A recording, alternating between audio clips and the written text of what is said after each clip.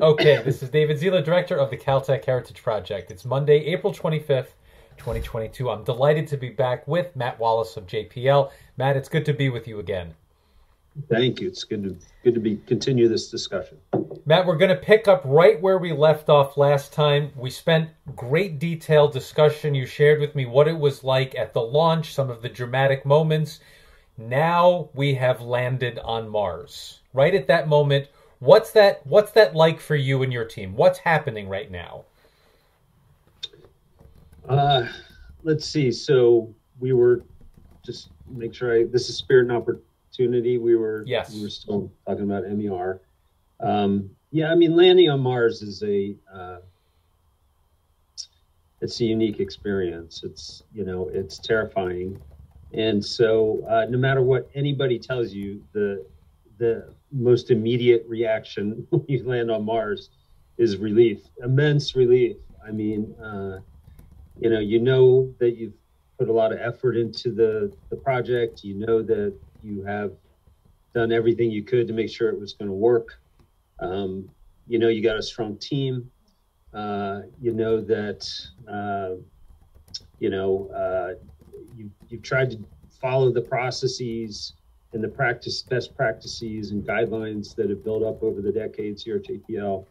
But there's still a lot of unknowns when you're going through that cycle. Mars is still has aspects of it that we don't fully understand, and the complexity of the mission, all of these missions, is such that it really is, impossible to get it above a certain probability of success, in my opinion. There's a ceiling you're just not going to ever get above. And so despite all of the confidence you have in the team and in the work that you've done, it's just relief. And in the case of Spirit and Opportunity, just landing was not enough.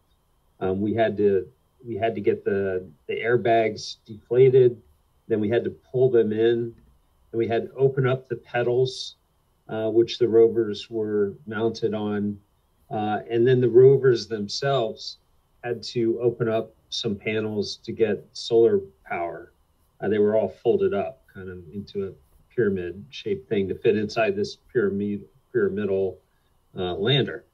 And so there was a series of things that had to happen, again, autonomously on the surface, and they had to go right for the mission to be able to continue safely on the surface. And so that's all happening pretty much autonomously. The vehicle was downlinking its sort of status. At the end of the day, we land sort of late in the day. And so right before it goes to sleep, it says, hey, I'm power positive. I've got enough energy. Nothing seems broken. Things are warm enough. And it enters into the night, and we lose contact with it, and we wait for the next morning to start the rest of the mission. And really the whole first couple weeks were designed just to get the vehicle commissioned, get it. We had to essentially break the mobility system and crush it down to fit it inside this lander. And so we had to essentially uncrush it. We had to stand it up and put things in their right positions for the surface mission. We had to look around, make sure there was a safe place to egress off of the lander and onto the surface. And then we had to go through that entire cycle. And that's a pretty complex cycle. It took Spirited, my recollection is, it took quite a while. Opportunity went a little quicker, maybe about less than a week for Opportunity to get off the platform. Matt, at the moment of landing, I wonder if you can convey the chain of command. Who is transmitting information to you? What are you doing with it? And what are you kicking up the ladder all the way to however high it goes? The director of JPL or below him? Well, on Spirit and Opportunity, I was mostly,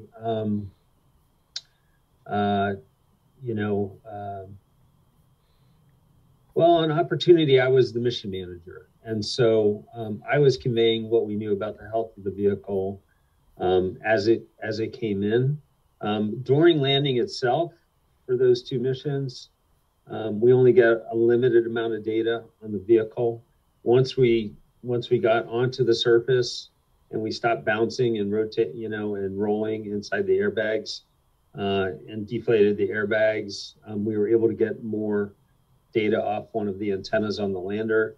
But still, the data is very limited. It's really just basic health information. We know if the lander's on its side or if it's right side up. We know if the airbags have been retracted. We know if the pedal's been opened or not. And so it's basic health and safety data. And the management is really sitting there, with us. And so we're talking to them pre-COVID days. The Perseverance was a little different, but during Spirit and Opportunity as well as Curiosity, we were just face-to-face telling them what we were hearing, and so that they're aware of it in real time, pretty much. Matt, what are the stakes for JPL? Once the landing is a success, what does that mean for your group immediately, JPL, the Caltech JPL relationship, and ultimately NASA? What does the success mean, in those concentric circles moving out? Just what a success this was and what it might mean for future Mars exploration. Well, for the group that, designed, built, and tested the vehicle, it's just immensely gratifying and relieving, obviously, as I said before, to know that the system you developed and tested worked the way it was supposed to work. I mean, it's unlike any feeling I've ever really had. I think it's one of the reasons I kept doing it. I just kept staying in the business. It's that moment stays with you pretty much your entire career, because it is the ultimate validation of an awful lot of hard work. I think it's also something that, as engineers, we tend to do our work, in a fairly insular way with our peers or, with our organizations. To some degree, we get some visibility with our sponsors. But when you land, you get visibility everywhere. I mean, your family's watching, and and the country's watching, and the press is watching, and it's gratifying in that sense too, that there's that much interest in what you do, that people think it's that valuable, and that exciting, I think. But it's also, it's just very gratifying from a professional perspective to get that feedback, I think. To the program, it's critical. These missions were designed as stepping stones, and to get to the next level, to get to the more advanced set of science questions that you want to answer, you have to take this step, and to get to the next one, you have to take the next step. And if you miss a step, there's a very high probability that the program itself will collapse on itself, and that you can't, you just can't recycle back and recover.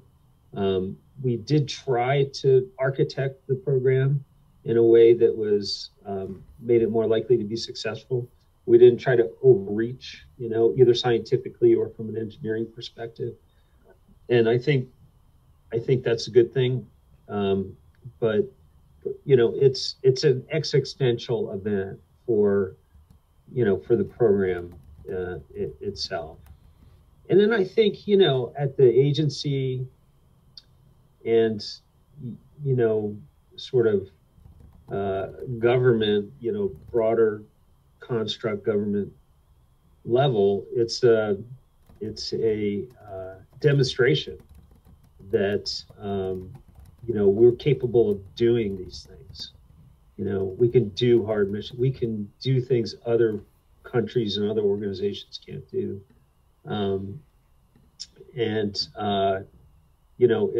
It's from that sense, I think it's very, very meaningful. It's very meaningful as a vote of confidence in the country's ability to do really challenging technical work of all sorts. it's just representative of that. And then, and interestingly, there's an excitement factor when you go out into the public, and there's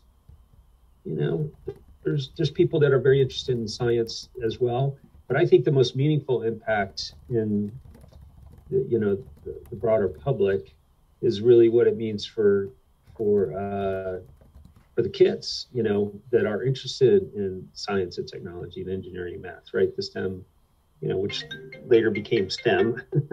At the time, we didn't call it STEM, but I think it's very impactful in that sense, in building a base of capability to not only do space missions, but to do other important technical work.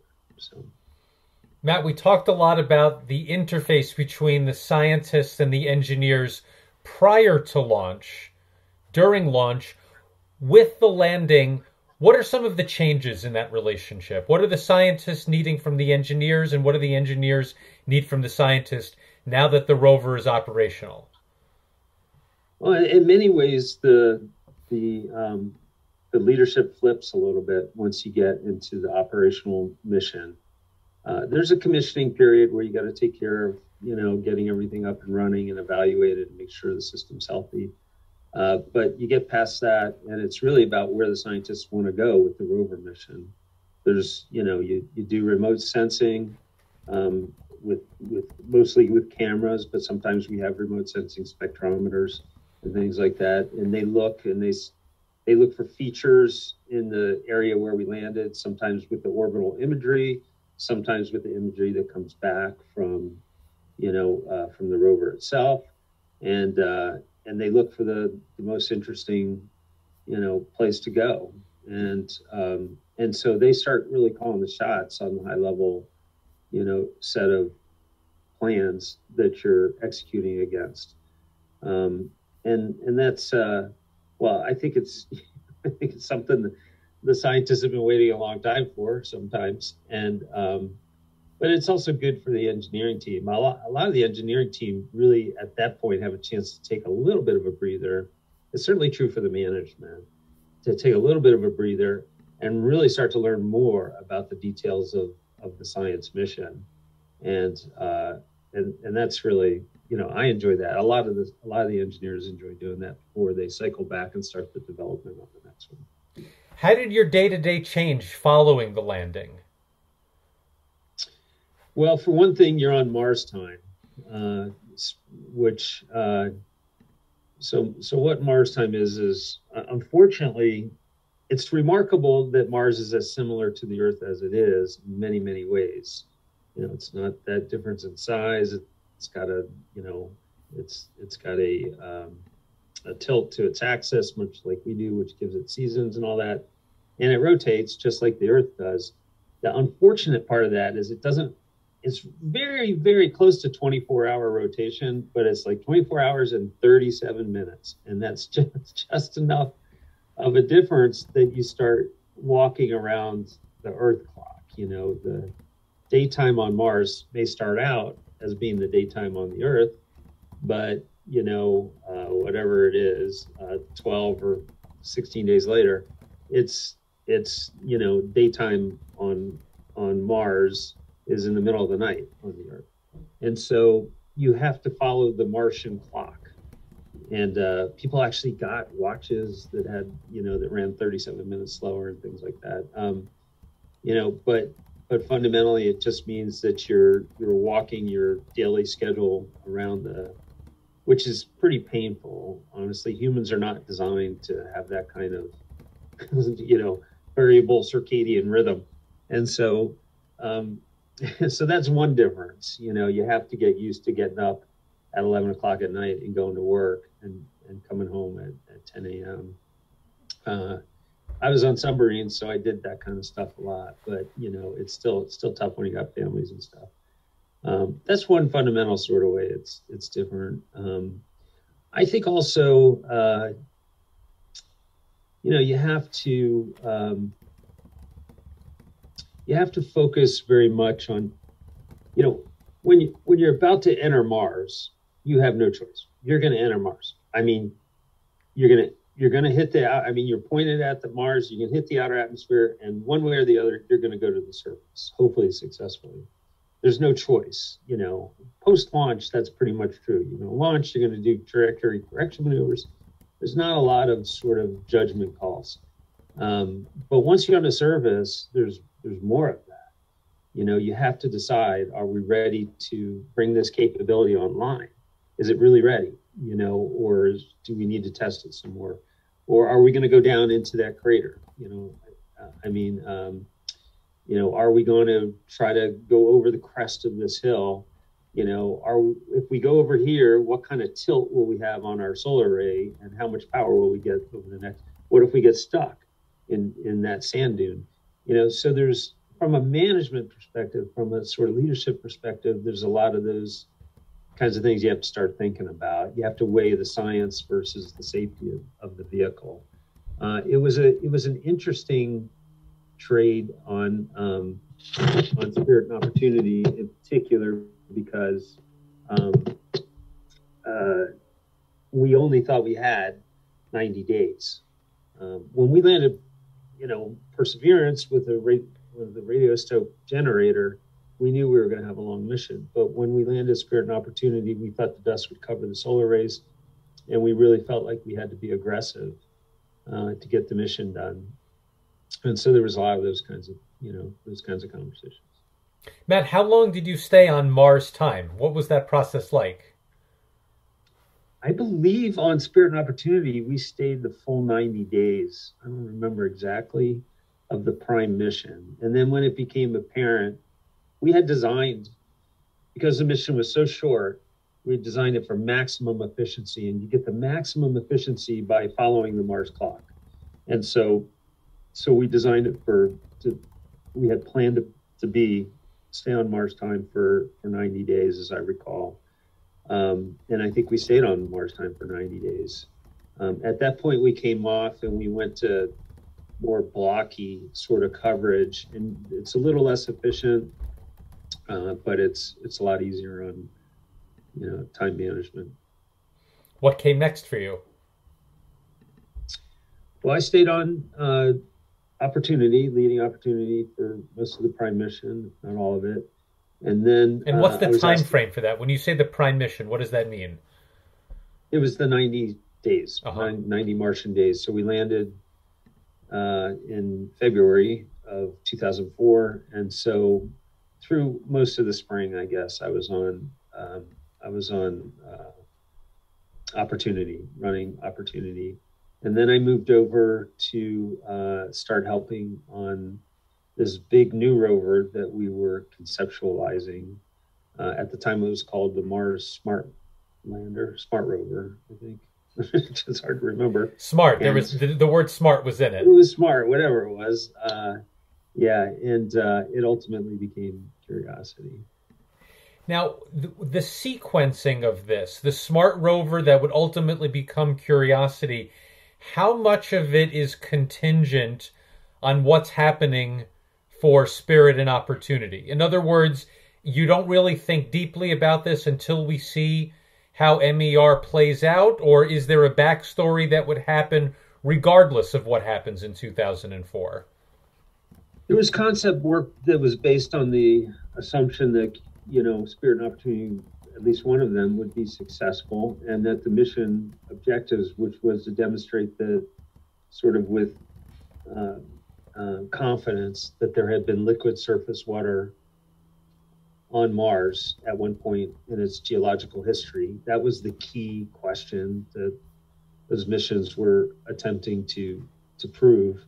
And so there was concept work assuming that the mission would be successful and that scientifically we'd be able to demonstrate that. And people were starting to think about, well, what's the next science question we want to answer? We had time before we solicited the payload, the instrument suite for Curiosity. We actually had time to get some results back from the two smaller vehicles, and that helped to inform the instruments we ultimately took on Curiosity. So there's a dependency, there's a natural progression. They dovetail, in a number of different ways. And what did that mean for you? First of all, did you volunteer for Curiosity? Was it obvious that this would be the next stage for you? How did that work out? I was pretty convinced I wanted to do another Mars mission. There was a mission spinning up at Lockheed Martin called Phoenix, which was a legged lander, and they were looking for some help as well. And so I was talking to that team, and then I was talking to the Curiosity team, the MSL team, and but MSL was a much more aggressive and challenging mission, and it was going to be done what we call in-house. So we were going to do a lot of the design work and a fair amount of the build, actually, and all of the integration and testing. All of that would be done at JPL, and so that made it, more interesting to me, and so that's the way I went. Yeah. And so, what was the initial discussions around what would become Curiosity? How did it get started? Is it the drawing board? Are you going to the scientists first to see what they want? How does it all get started? That's a good question. There's basically, because Mars had a program, an overarching program. This is not true for a lot of targets, a lot of planets, for instance. But Mars had a very specific overarching program, and that program was able to start some of the technology work we needed to do a more aggressive, more capable mission that would take the next step in the science question, which fundamentally was Mars ever habitable? Did it ever, okay, so we know there was liquid surface water, great, check. But do you need more than just, liquid surface water to support the formation of life? And so the question on the table next was it ever habitable? Are there potentially even some signs of prior biosignatures from a long time ago? And so to answer that question, we needed a much more sophisticated instrument suite. I mean, the instruments on Spirit and Opportunity were under 5 kilograms, and the instrument suite on Curiosity was, I want to say 90, 100 plus kilograms.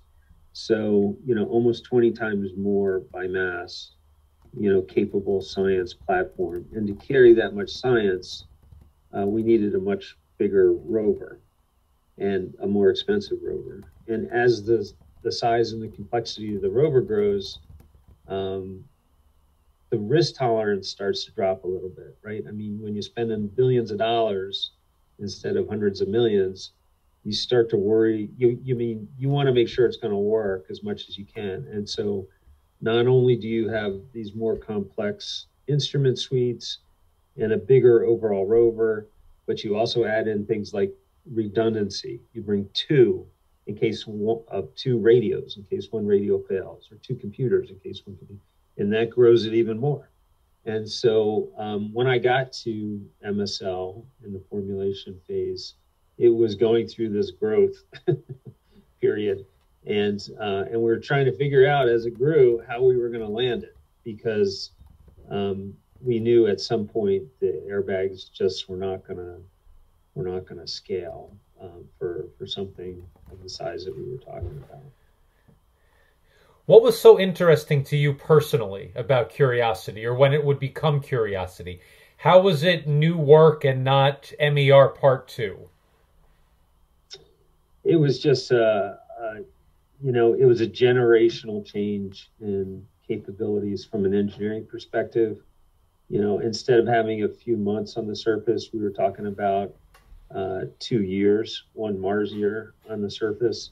Instead of just going to an equatorial region where it's going to be reasonably warm whenever you land, we were talking about going to higher latitudes, significantly higher latitudes initially. Instead of just carrying these small instrument suites, we were going to carry much more capable analytical instruments. And, and then, of course, like I said, trying to figure out how to land something of this size on the surface of Mars was a big engineering challenge. All those things were really fast, engineers love challenges, and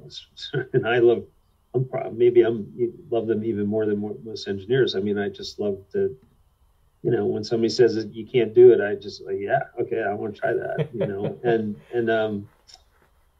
there's no better place to do that than JPL, because there's a whole group of people that are ready to go along with you and give it a shot.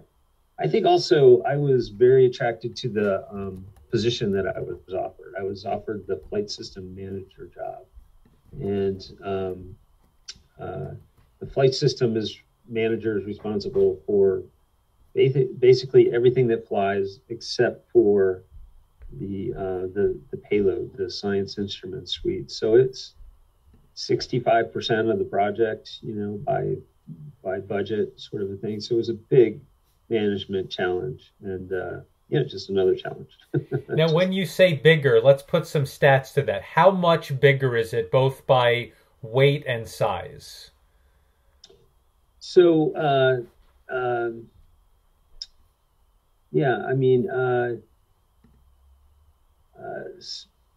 Spirit and Opportunity were about 170 kilograms, I think 350 pounds or 380 pounds or something like that. And Curiosity was 1 metric ton or so, more than 2,200 pounds. So a factor of 6, probably larger in mass, and whereas Spirit and Opportunity are maybe at best small go-kart sort of size vehicles. Opportunity was much bigger, a small car size vehicle, right? And so it was much bigger. Curiosity was a car size vehicle.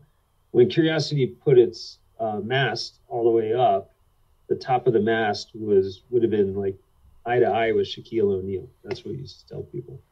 So it's a big vehicle, and really, and the budget grew, by about the same amount, and so it's a much larger vehicle.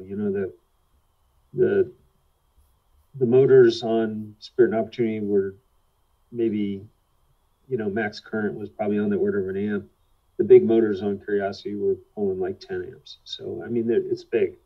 It's a big vehicle. And when you say, obviously a bigger vehicle is a bigger engineering challenge, but in what ways? Why is it a bigger engineering challenge? The size became part of the challenge, not all of it, but when you're carrying, let's say you're building a gearbox, when that gearbox only has to pull a small little vehicle along, it's just a much easier set of gears to design. You don't need as many stages. You don't have to deal with as much pressure on the faces of the gear face. I'm just picking one example here, right? But when you're pulling a 1 metric ton vehicle around, it's a much more complex gearbox, for instance, and so you need a lot more gearing. You need to design for higher loads, and also in the case of Curiosity, that gearbox had to operate at much lower temperatures, because we weren't just going for the 3 summer months, that Spirit and Opportunity were designed for, but we were going for a year-round mission, and we were going to higher latitudes. It'd be like going to Greenland instead of Florida. I mean, you gotta deal with, and that was true not just for mechanical systems, but electrical systems as well. We were going to see big temperature swings, and every time a temperature swings, of that size, it puts stress in the solder joints and, creates problems for batteries. And So the environment was more challenging, the size was more challenging, the amount of hardware that had to be supported. We had many more instruments, so that means the electronics that are interfacing with those instruments. You need more of those interface electronics. They have different flavors because this instrument is different from that instrument. And then you need to write software that controls those instruments. And so by having 5 times many more instruments, you get 5 times more complexity in your software for your surface software, um, and then just getting the system onto the surface of Mars. I mean, both Pathfinder and Spirit and Opportunity were primarily mechanical delivery systems. So, I mean, they had parachutes, they had aeroshells, they had airbags, but and they had pedals that were protecting the rover that had to open up. Those are all mechanical systems, and they were driven by timers and things like that. So it was a very mechanically oriented system. Curiosity was too big to do with mechanical system. We needed rockets, we needed guidance and control, we needed a real-time control loop that were controlling our engines. We needed a much bigger parachute, a more complex parachute. We needed to guide the vehicle to where we wanted to go this time because it didn't have the capability to land anywhere. We had to, it was just in every aspect you can imagine, it was 5 to 10 times more complicated. Matt, was the increased size simply a function of the expanded science objectives of Curiosity? In other words, was it also an engineering challenge in and of itself to demonstrate that we could get a larger rover on the planet? Was that part of it as well? I think it was driven by the science. I think in the end, the capability to deliver that much payload was a great thing to develop, and we reused it as you're probably aware on Perseverance. But yeah, really, it was driven by the science. I think we were more confident than we should have been that we knew how to, scale up that much. We didn't realize how much of a challenge and how much more complex the vehicle was going to be when we were in formulation. And in retrospect, we had never seen anything like that. It was unquestionably at that point the most complex thing JPL had ever done, without question. And it was very hard when we were in the initial stages of just laying the conceptual framework out to understand how much of those details, how difficult those details were going to become from an implementation perspective. But yeah, it was driven almost entirely by the science, not just the science to carry more instrumentation, but to go to a very specific place. So we had to guide the vehicle to that place and to go to a wider latitude where the temperature ranges were much more severe, and then to last for a much longer time on the surface. But those fundamentally were all science driven. I guess where I'm coming from with that question is nowadays, you hear people like Elon Musk talking about establishing a settlement on Mars, right? By the time from 2004 and MER, we've already established that we're capable of putting a rover on Mars. I guess where I was coming from with the question is part of it with Curiosity just seeing how big the payload could be in and of itself, independent of the science. But it sounds like that was not really part of the mix. It was not. No, it was not something we were, at least that's not what I was thinking of. We were responding to the science. I think you could argue that there's a little interaction there, right? We could have turned around to the science community and said, I'm sorry, it's too big. It's too big a step. We can't go that far. And they would have broken down the science objectives into smaller chunks. But we thought we could make that leap. We didn't think we needed an intermediate point. And so in that sense, I think maybe there was some interaction there, but fundamentally we wanted to put an analytical instrument on the surface of Mars and we wanted it to be there for a long time, and we wanted it to go to a very specific place that we chose, and that's what drove it. Matt, are the science objectives an internal JPL effort? In other words, when we're putting together the science objectives and you have to translate this into the engineering success that actually makes it happen, how far and wide are those science objectives coming from? It really, it is partly quote unquote JPL driven in that we have a lot of scientists who work here that are part of the Mars community, but there's a lot more scientists part of the Mars community that don't work here.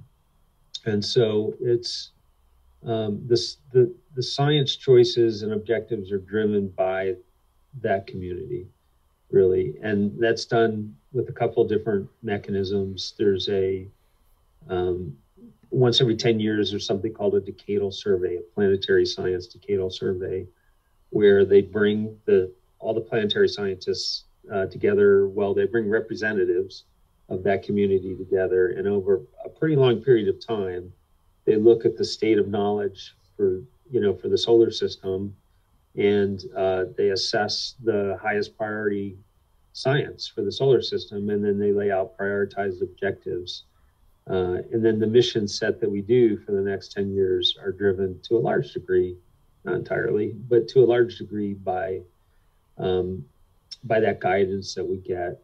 It's interpreted along the way by different science groups. It can be in the case of Mars, there's a Mars Exploration Program Analysis Group called MEPAG that meets a couple times a year, which is, again, the Mars community. There's National Academy of Sciences. There's different science organizations that influence the NASA mission objectives and selection and budget, and so it's not something we get together and say, hey, this looks like a mission we can do from an engineering perspective. Who wants to do science? It works in the other way. Yeah. What were some of the obvious engineering challenges simply as a result, not just of the rover being as big as it was, but all of the different and enhanced science objectives for Curiosity? What were some of the challenges for Curiosity as a result of the enhanced science objectives? Well, I've talked about some of the engineering, the size that it grew to because of all the instruments and how that created a challenge in the landing system. I think also we needed for the first time, probably the most definitive new challenge we had in that realm was the need to sample. The analytical instrument on the rover in particular wanted powdered samples of rocks. It would take regolith, we could dump in regolith or soil samples, but really the most interesting samples came from the rocks themselves for various reasons. And so we had to figure out how to collect powdered samples and then transfer them into the science instruments on the body of the vehicle, and that resulted in a big rotary percussive drill and this powder sample transfer system, which is doesn't sound as hard as it really is. Very hard to do autonomously, and so that was a big mechanism challenge. The arm was big, the drill was big, the powder, managing the powder was challenging. So I would say that was one of the big challenges. What were some of the options for power systems for Curiosity? There's really only two at Mars. One is to go solar, and the other is to use radioisotopes.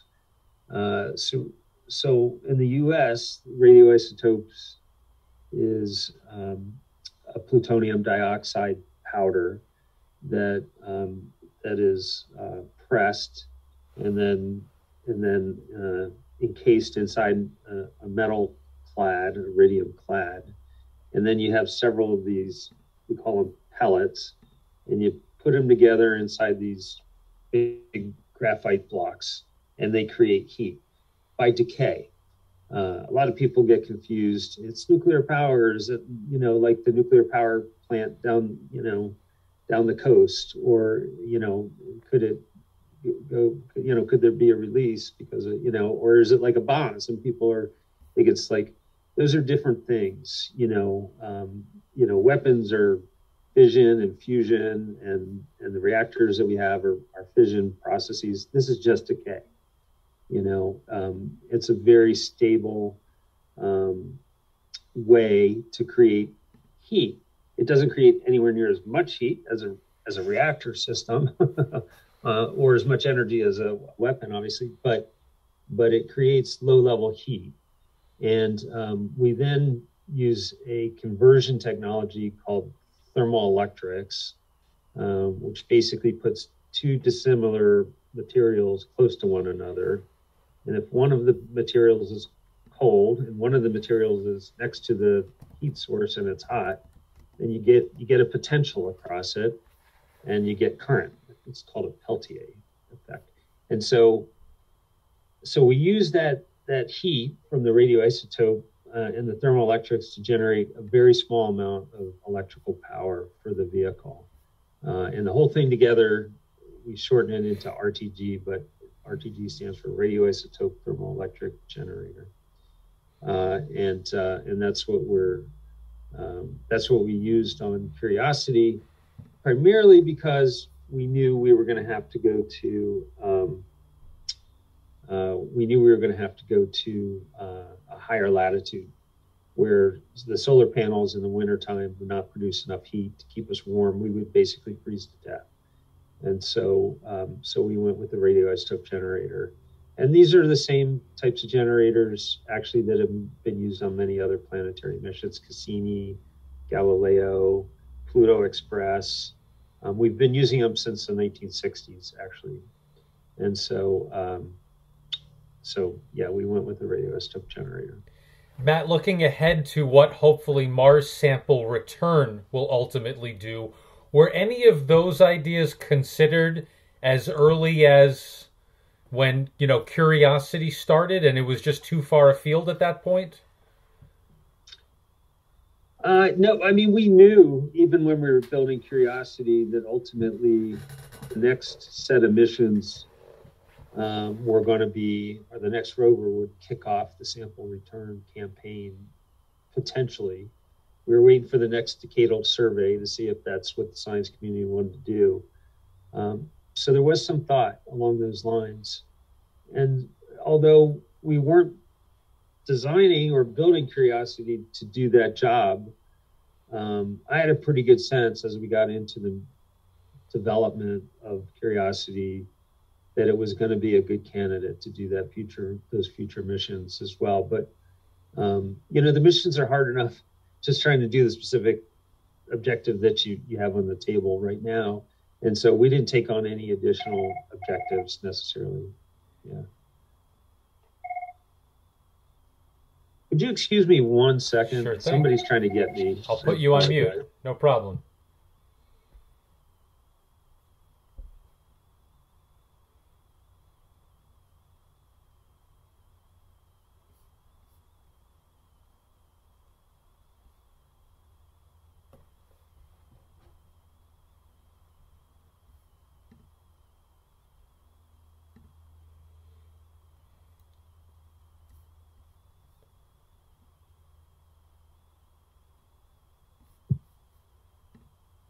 Sorry about that. No worries.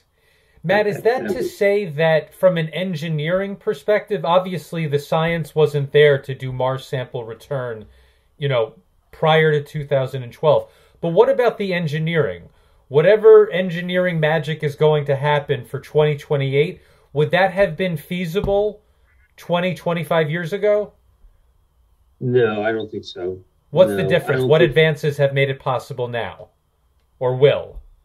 Well, for one thing, the Perseverance sampling system is much more complicated even than the Curiosity sampling system. When we started Perseverance, we didn't we actually didn't even know how we were going to do that sampling activity because it was fundamentally different, in part because of the cleanliness requirements. We really had to bring back a pristine sample from Mars, which meant we couldn't contaminate it with anything we took to Mars, and at levels, parts per billion levels kind of thing. And so that was certainly a technology that we needed for Perseverance, or else, that wasn't going to happen. And then precision landing as well. Not only did we need to go to a a more specific area as we did on Curiosity, but we needed to avoid hazards. And for sample return, we have to land very close to where the samples are, much closer, much more capable system than we had on Curiosity. So that didn't exist. I would say the Mars ascent part, when you take the samples and you put them into an ascent vehicle and you launch it, just trying to build a rocket that launches from another planet, that didn't exist. The rendezvous in orbit with that sample, we didn't know how we were going to do that, 15 years ago. So sample return needed a lot of new technology development. And the point about cleanliness, the idea is you need a place to safely isolate the sample from everything else on the rover so that it's not contaminated? So basically, we build, you build a car in a shop, and it's whatever dirt there is in the shop, some of it ends up on the car.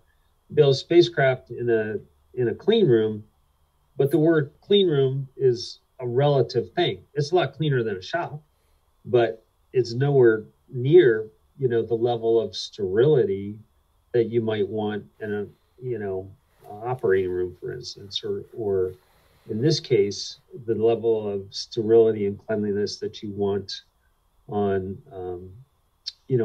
for a sample that's coming back from Mars. The fundamental science for sample return is to take a sample that was formed billions of years ago and look for trace chemical signatures.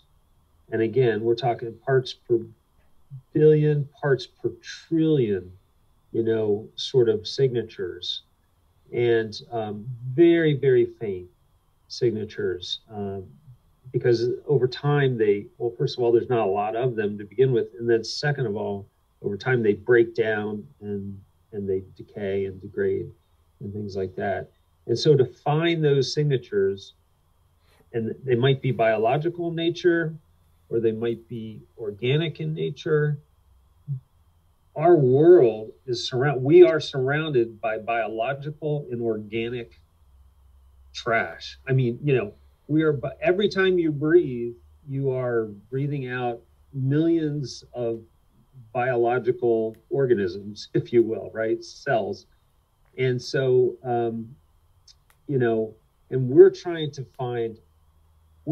create a sample, trying to collect a sample that doesn't have a single one of those Earth terrestrial contaminant, organisms in it. And so, and everything we have is organic. Our whole world is surrounded by organic. There's organics in the air. All you do is if you clean a surface and you put it in a clean room, the cleanest clean room we could find, you still build up organic layers, monolayers and things like that that would create levels of contamination that are too high for our sample, for the science that we're trying to do on our sample. And so figuring out how to architect a system that, number one, you could clean, and then number two, you could keep clean enough, isolated from the rest of the vehicle, which is going to be dirty no matter what you do, and then collect a sample into it and seal it. That was a big, big challenge on Perseverance. So it sounds like all of the concern about contamination is avoiding a false positive, right? That we've collected a sample and we're all excited, but what we've done is we've detected life that we brought to Mars and not what we brought back from Mars. That's exactly right. Yeah. For the science is all about making sure there is no false positive. However, there's a school of thought that says there might be existing life on Mars. We don't think so. We think the life that existed on Mars was billions of years ago, and that's the focus of our science. But it's not entirely out of the question that there's actually a living organism on Mars. And so the other part of all of this is when you bring the sample back, you have to be able to find that Martian organism. And you don't want a false negative where you release a Martian organism into a terrestrial environment and it's harmful in some way, you know. And so, so interestingly enough, we had to keep the system clean enough, both to avoid the false positive and to avoid the false negative. What about, Matt, even bouncing it one step further back on Mars? We contaminate life on Mars and we killed something inadvertently. Is that a concern as well? It is. It's what we call the description I was giving you about bringing an organism back and potentially having it released. That's called back planetary protection. But we have always practiced something called forward planetary contamination, forward planetary protection, which is to make sure our spacecraft are clean enough such that when we go to Mars or another planet that's potentially habitable, another place like Europa, we have a mission going to Europa. We don't want to take so many biological organisms with us that we could initiate a colony, right? That's an easier thing for us to manage than this other problem that I've been talking about, which is the cleanliness of the return sample. We've gotten pretty good about, cleaning the spacecraft to a point where we don't have to worry about the biological, partly because chemical contamination to Mars is not a problem. It's just biological contamination where it could multiply, where it could aggregate. That's the only thing you really have to worry about. And so that makes it a little easier. And of course, the kicker with all of this is, to this day, we still don't know if any of these concerns are justified because we don't know if there is life now or has ever been on Mars. So it's a big question mark that we're protecting, essentially. It is. It is. And, the science has changed, a lot since this whole sort of discipline grew up in the time of Viking, right, in the 1970s, and where we didn't know a lot about Mars, and we didn't, and our science capabilities were more rudimentary. With all the genetics capability that we now have, and with the sensitivity of the analysis tools that we have, there is an argument that has been made that we don't have to worry about taking Earth microbes to Mars anymore because we can tell them apart. We're not going to contaminate the planet in some way that would be harmful from a science perspective. And oh, by the way, as soon as a human goes to Mars, it's inevitable. We are going to bring our own, living organisms with us, unquestionably, and we can't control. We just can't control it at that point anyway. So we might as well learn to distinguish the two possibilities. Matt, last question for today. Simply a timing question, maybe even before the name Curiosity was adopted. For you, when did the project go from smart rover, we're not sure where this is headed, to the next flagship mission for JPL? What's the timing like that? It happened in about 2000, probably late 2005. We went through